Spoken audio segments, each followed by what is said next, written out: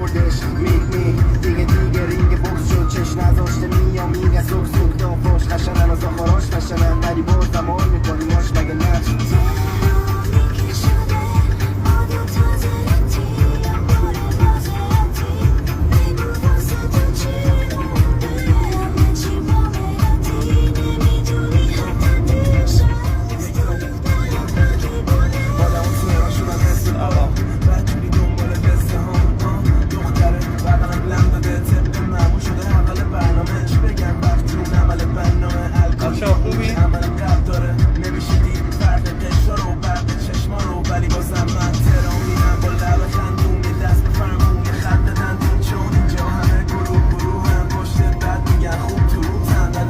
شد 100,000 103,000 رو زد انشالله هممون سود میکنیم نگران نباشید بذارین فصل دوم آل سیزن شروع بشه انشالله میتره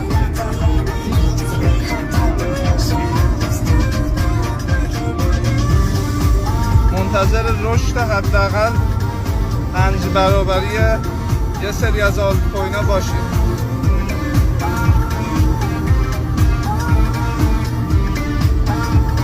سوالی چیزی دارین بپرسید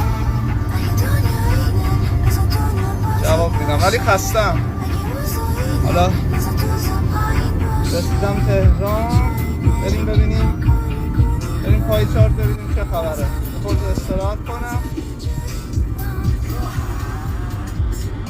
بعدش بریم پای چارت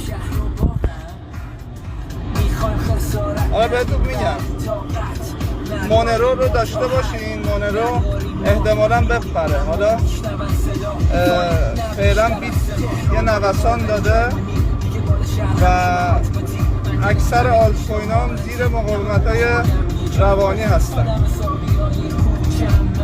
باید ببینیم این مقاومت‌ها میشکنن یا نه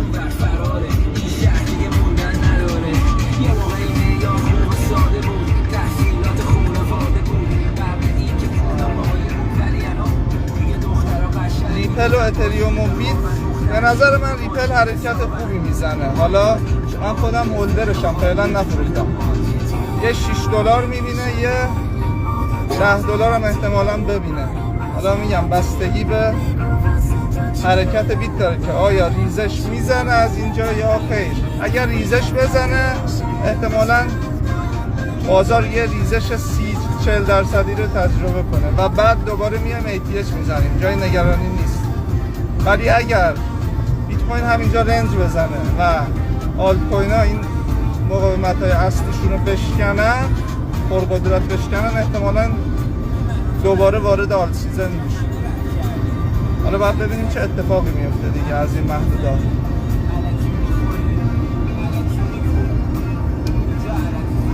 ولی خب جای نگرانی نیست یه فصل آل سیزن شروع شده و به نظرم یه 8 ماه 9 ماه تو این آل سیزن باشه یعنی فرصت هست برای فروختن جای نگرانی نیست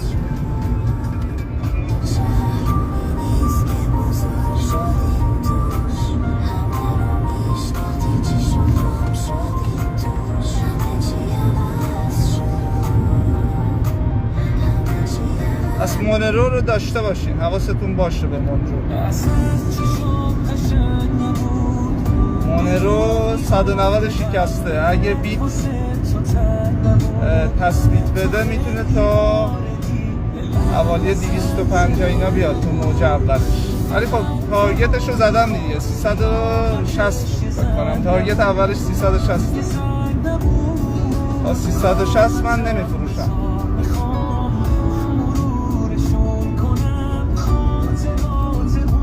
بعدش حالا تصمیم میگیریم چیکار کنیم و ریپل هم که گفتم بهتون مونرو هم گفتم دیگه همین دیگه فعلا همینا رو داشته باشین ارزهای دیگه هم که اون پست آخر دادم 2 تا ارز معرفی کردم آربیتروم و آلفا اونا هم دقیقا زیر مقاومتن آربیتروم 1.2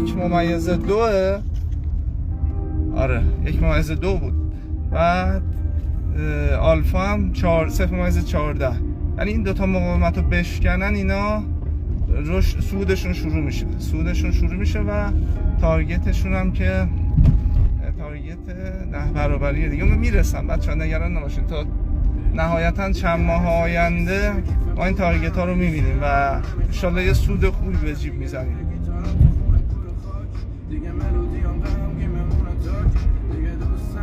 ببین چند ماه رو نمیشه گفت. خب تو فصل آل سیزن یه موقع میبینی مثلا در عرض یه ماه، در عرض 5 هفته یه ارزی میاد تارگت های بلند مدتش رو کامل میزنه، مثلا مونرو میاد یه 1400 دلار میشه.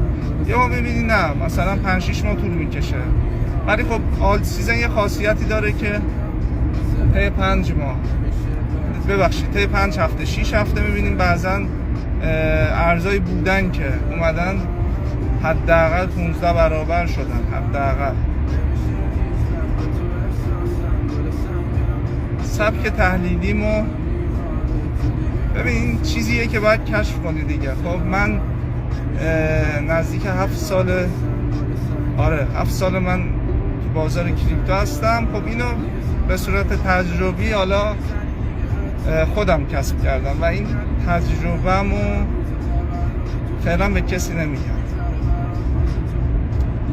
چیزیه که یعنی با چطور بگم با استخون لمسش کردم. این چی میگم؟ خودم بهش رسیدم. ولی خب سبکا که زیاده، سبک RTM هست، سبک پرایس اکشن هست، سبک زیاده. ببین با سبک نمیشه کار کرد، باید تجربه داشته باشه. این تعریف از خود نیست ولی خب باید تجربه داشته باشه.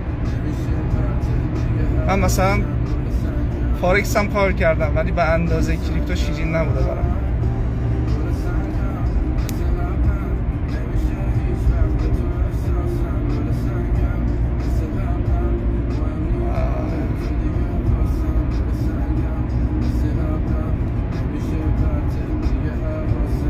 باز حالا اگر سوالی دارین بپرسین که حالا من چند ساعت دیگه میرم پای چارت باز ببینم چه خبره.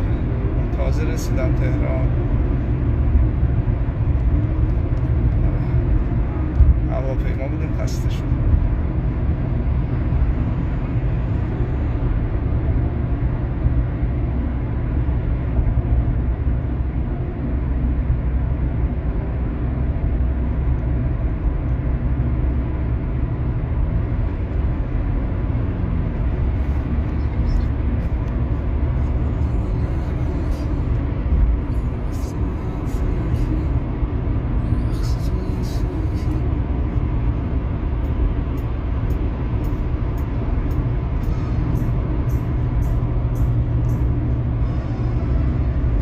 در مورد ترون هم چند نفر پیام داده بودن. یه نکته هم در مورد ترون بگم. ببینیم ترون